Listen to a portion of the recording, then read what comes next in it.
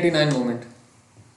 तो world economic forum की एक जो रिसेंट मीटिंग हुई है सऊदी अरबिया में, उसके बारे में डिस्कशन है। और 1989 की जो मिडिल ईस्ट मूवमेंट थी उसके बारे में इसमें डिस्कस किया गया है। वर्ल्ड इकोनॉमिक फोरम बेसिकली ये एक इंटरनेशनल एनजीओ है, नॉन गवर्नमेंटल ऑर्गेनाइजेशन एनजीओ है, जो कि 1971 जनवरी 1971 में स्विट्जरलैंड में एक जर्मन इंजीनियर ने जिसकी बुनियाद रखी थी। इसका जो मिशन है फाउंडेशन का वो ये है कि दुनिया के जितने भी लीडर हैं, चाहे वो बिजनेस के लीडर हों, बिजनेस फील्ड के, पॉलिटिकल फील्ड के, एकेडमिक फील्ड के, उनको जो है इंगेज करना, उनको साथ मिलाना कि वो दुनिया की हालत को किस तरह से जो है सुधार सकते हैं।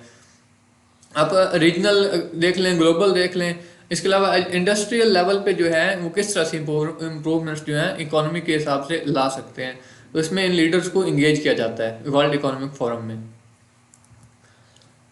तो अभी रियाद में देखें तो पिछले हफ्ते इस तरह की एक मीटिंग हुई थी वर्ल्ड इकोनॉमिक फोरम की, सऊदी अरबिया में फर्स्ट टाइम ये मीटिंग हुई थी। तो इसमें क्या हुआ कि सऊदी अरबिया जो है सऊदी अरबिया मोटामॉर्फिकली इसमें एक है mountain bring mountain to Mohammed. तो इसका मतलब होता है कि जो चीज़ हमारे लिए जिस हमारे लिए उसकी सिचुएशन जो है वो हमारे लिए सेटिस्फैक्ट्री नहीं होती, हमारे हिसाब से वो बेहतर नहीं होती, तो हम उसी के यूज टू हो जाते हैं कि हम उसी के हिसाब से अपने आप को डाल लेते हैं। तो सऊदी अरबिया भी जो है वो इस हिसाब से अपने आप को डाल रहा है।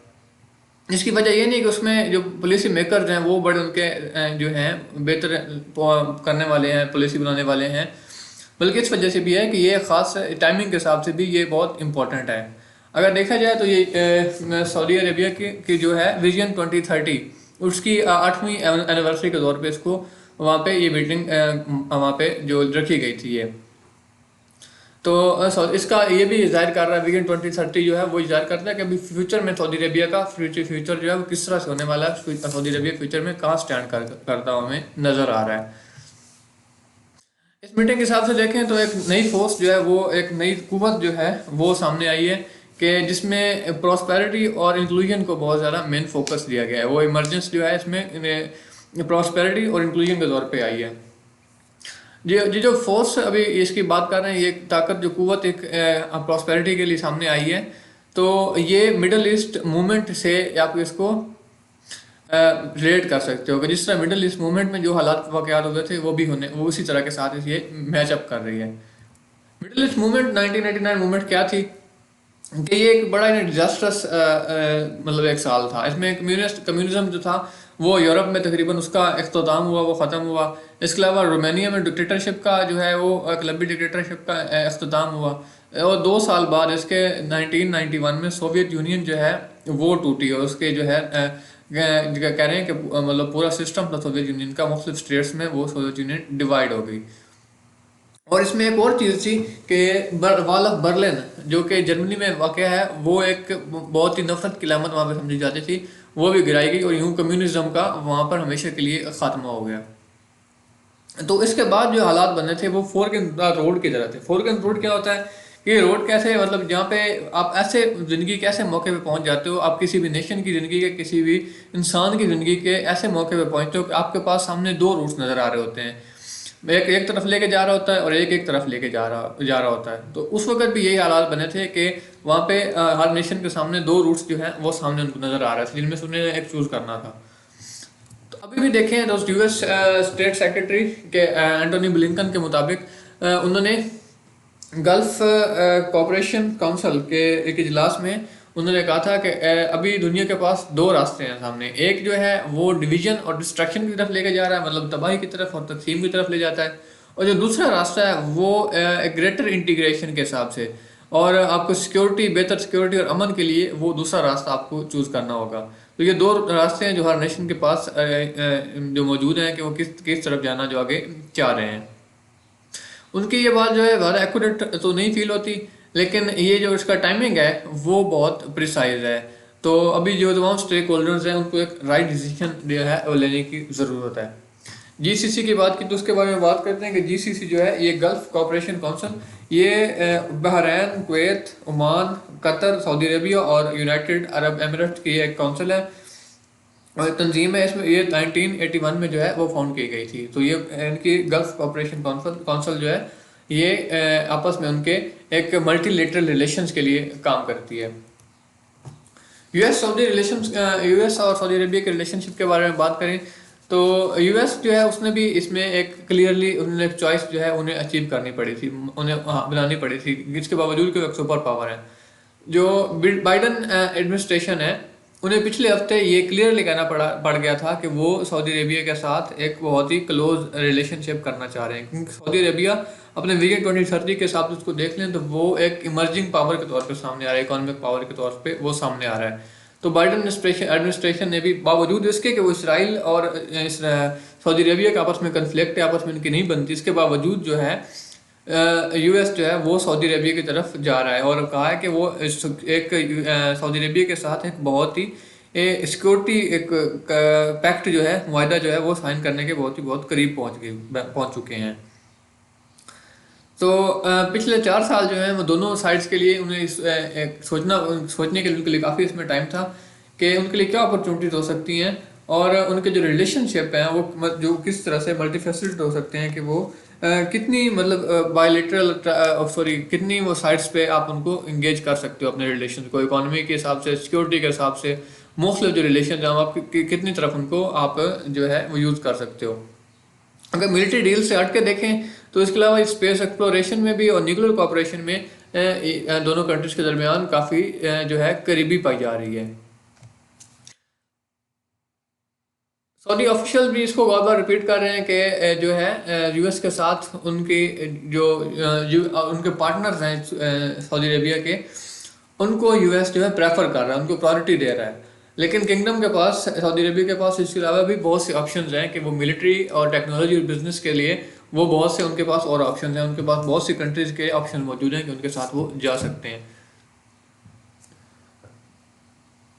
अब ये बात हम जो कर रहे हैं कि ये सऊदी और यूएस जो ट्रीटी होने जा रही है वो सऊदी इसराइल फ्रंट होने के बावजूद, उनके आपस में क्लैशेज होने के बावजूद ये आगे जो है प्रोसीड करने जा रही है, जो कि फ़लस्तीनी जो है एस्पेक्ट उसके लिए एक बहुत ज़्यादा उसकी रिस्पेक्ट करने की ज़रूरत है कि किस तरह से वहाँ पे फ़लस्तीनियन के साथ जो कुछ हालात वाक़यात चल रहे हैं। तो इसमें सऊदी गवर्नमेंट को बेसिक जो है वो इसको भी सामने मद्देनज़र रखना पड़ेगा कि वो यूएस के साथ रिलेशन को इम्प्रूव कर रहे हैं, तो उन्हें फ़लस्तीनियंस को भी अपने जो है पॉइंट ऑफ व्यू का उनको भी रिस्पेक्ट देनी पड़ेगी। इसराइल के पास अभी जो दो चॉइसेस की बात कर रहे हैं ना कि अभी हर कंट्री के पास दो चॉइसेस अब जो हम कह रहे हैं कि 1989 मूवमेंट के हिसाब से जो दो चॉइसेस अभी उसके साथ हमको रिलेट कर रहे हैं, तो अभी दो चॉइसेस जो है इसराइल के पास दो चॉइसेस हैं। एक ये है कि जो वो इसराइल अब तमाम कंट्रीज जो हैं वो पैलेस्टाइन को रिकग्नाइज कर रही हैं, तो इसराइल को भी चाहिए कि उसको रिकग्नाइज कर ले और जो 7 अक्टूबर से उन्होंने वहाँ पे हंगामा मचाया हुआ है, जेनोसाइड वहाँ पे कर रहे हैं, जेनोसाइडल वार जो यहाँ पे छड़ी हुई है इन्होंने पैलेस्टाइन में, उसको एंड कर दें। एक चॉइस है और ये इसका मतलब जो है अगर और जो है बहुत ज़्यादा जो इनको फ़ायदा हो सकता है। इनके पास दो ऑप्शन है, या तो ये रियाज के साथ अच्छे ताल्लुकात बना लें सऊदी अरेबिया के साथ, या फिर रफ़ा में जो भी ये काम कर रहे हैं अपनी जो ग्राउंड फोर्सेज के साथ जो अटैक करने जा रहे हैं, जो एक फाइनल जो कह लें कि उनके ऊपर ये असॉल्ट हो सकती है फ़लस्तीनियों के ऊपर। क्योंकि आप देखें तो अभी रफ़ा जो है वो काफ़ी हद तक पहले महफूज था, लेकिन अभी उसके जो हालात बन रहे हैं वो एक बहुत ज़्यादा टमल्टस हो सकते हैं, डिजास्टर्स हो सकते हैं फ़लस्तीनियन कम्युनिटी के लिए, वहाँ पे मुस्लिम कम्युनिटी के लिए। तो इनके पास दो ऑप्शन है, या तो ये रफ़ा की तरफ जाएं और वहाँ पे सब कुछ तहस नहस कर दें, और दूसरा जो उनके पास रियाद के साथ अच्छे ताल्लुकात बना लें, तो ये उनके लिए एक बेहतर जो है ऑप्शन हो सकता है। अगर ये रफ़ा पे अटैक करते हैं, उस पर सारा कुछ डाल देते हैं, अपना पूरी पावर डाल देते हैं, तो ये इसके जो कॉन्सिक्वेंसेज होंगे, इसका पे ऑफ रिजल्ट होगा वो इनके लिए बहुत ही डिजास्टर्स होगा, और ये इन्हें हर हिसाब से इसराइल के लिए एक डेड एंड बन जाएगा कि इनके पास कोई अपॉर्चुनिटी नहीं रहेगी फ्यूचर में एडवांसमेंट्स के लिए, आगे तरक्की के लिए, आगे इनका जो एक इमेज है थ्रू आउट द वर्ल्ड उसको इम्प्रूव करने के लिए इनके पास कोई रास्ता ही नहीं बचेगा। इसराइली प्राइम मिनिस्टर के पास भी अभी यही कह रहे हैं कि दो चॉइसेस हैं कि एक तो वो टू स्टेट सोल्यूशन मान लें कि फ़लस्तीन को एक्सेप्ट कर लें, और जो एक अपना उनका ये बावजूद इसके कि ये कुछ स्ट्रेट फॉरवर्ड तो नहीं है कि दो स्टेट सोल्यूशन जो है वो इतना जल्दी इंप्लीमेंट किया जा सके, लेकिन ये फिजिबल सोल्यूशन है दोनों कंट्रीज़ के लिए। तो इसका फ़ायदा क्या होगा कि जो एक परमानेंट अरब इसराइल जो है एक कन्फ्लिक्ट चली आ रही है इसराइल के डे ऑफ क्रिएशन से लेकर आज तक, वो ख़त्म हो जाएगी हमेशा के लिए। और अगर दूसरा ऑप्शन उनके पास है कि ये रफ़ा में जो कुछ करने जा रहे हैं उसको ये करते जाएं और हमेशा के लिए एक वार क्रिमिनल के तौर पे दुनिया के सामने जो है इनका चेहरा पेश किया जाएगा क्योंकि जो वहाँ पर करेंगे तो ये एक वार क्राइम ही होगा, वहाँ पे जेनोसाइडल वार होगी। और देख सकते हैं कि ये हमास के नाम पर वहाँ पे कितने ही लोगों को शहीद कर चुके हैं। अब तकरीबन 34,000 इनोसेंट वहाँ पे सिविलियंस हैं, उनको शहीद किया जा चुका है, बच्चों को, औरतों को। तो वो टेररिस्ट तो नहीं थे ना, हमास के साथ इनकी दुश्मनी, तो हमास के साथ ये कुछ करते। तो ये सब कुछ जो वहाँ पे चल रहा है, तो ये एक वार क्राइम है, इसके लिए हमेशा इनको याद रखा जाएगा। अभी इसराइली जो है प्राइम मिनिस्टर, उसने ये बात जो है डिक्लेयर की है इसी हफ्ते कि रफ़ा में जो वो अपने गज़ा में होने वाले सीज फायर या ना हो, इसके बावजूद वो रफ़ा के पे अटैक करने वाले हैं, ग्राउंड ऑफेंस करने वाले हैं। तो ये एक ही काफ़ी परेशान कुन सूरत हाल बनी हुई है दुनिया के लिए, और ख़ासकर मुस्लिम कम्युनिटी के लिए through out the world. Hamas के पास भी दो चॉइसेस हैं। एक तो ये है कि वो सीज फायर की जो है उसको एक्सेप्ट कर लें, और इसको सारा सिस्टम जो है सारा जो क्लैश चल रहा है इनके दरमियान, उसको एंड कर दें। तो ये उनके लिए एक वायद डिसीजन होगा अगर इस तरह जो करते हैं उनके लिए, क्योंकि 1.5 मिलियन तकरीबन 15 लाख फ़लस्तीनी जो वहाँ पे रफ़ा में मौजूद हैं, वो अभी उनको बहुत ज़्यादा ख़तरा है इसराइल से। और इसराइल जो है उसका अपर हैंड है उनके ऊपर, वो इसके पैलेस्टीनियन उनके खिलाफ कुछ भी नहीं कर पा रहे। तो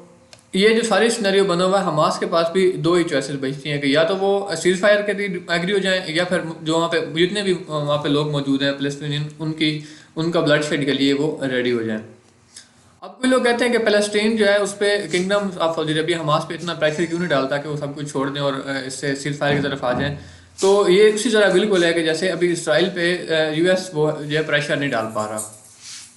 यूएस चाहते हुए भी इसराइल को इससे नहीं रोक रहा, अभी शायद रोकना भी नहीं चाह रहा इस सारे सिस्टम से। तो अब मिसाल इस लेटर ने दिया कि हम एक घोड़े को पानी के ऊपर ला तो सकते हैं, लेकिन उसे पीने पर मजबूर नहीं कर सकते। आप किसी को कह तो सकते हो कि अब पैलेस्टीनियंस को वो कह तो सकते हैं, लेकिन उन्हें मजबूर तो नहीं कर सकते ना, के ऐसे वाले सऊदी अरबिया वाले उन्हें फोर्स तो नहीं कर सकते अपनी बात मनवाने के लिए। अरब इस्लामिक समिट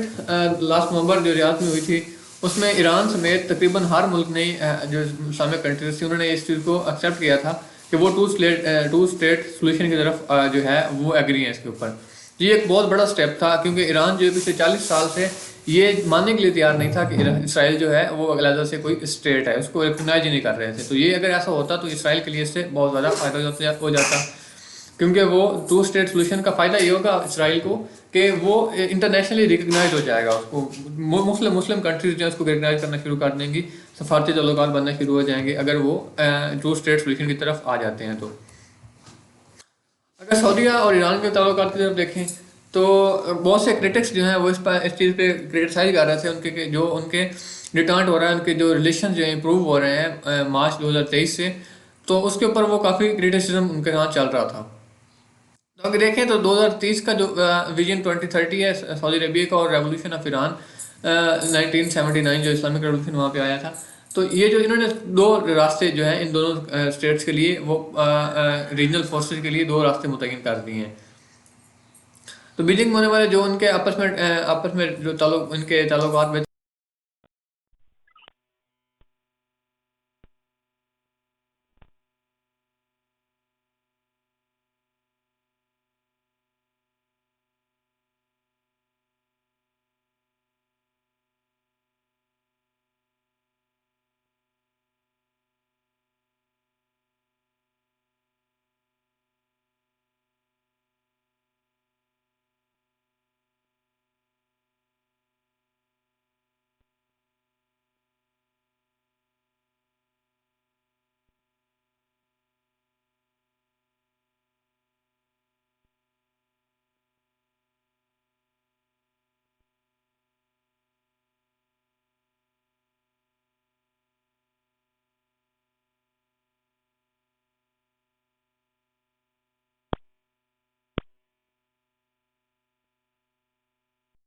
यूरोप जो है कि मिडल ईस्ट जो है वो न्यू यूरोप बन सकता है। तो विजन उनके पास मौजूद है। अब ये चीज़ उन्हें खुद डिसाइड करनी है मिडल ईस्ट को कि वो अपनी चॉइसेस क्या रखते हैं, क्या वो अपने प्रॉस्पेरिटी की तरफ जाना चाहते हैं या फिर कोई और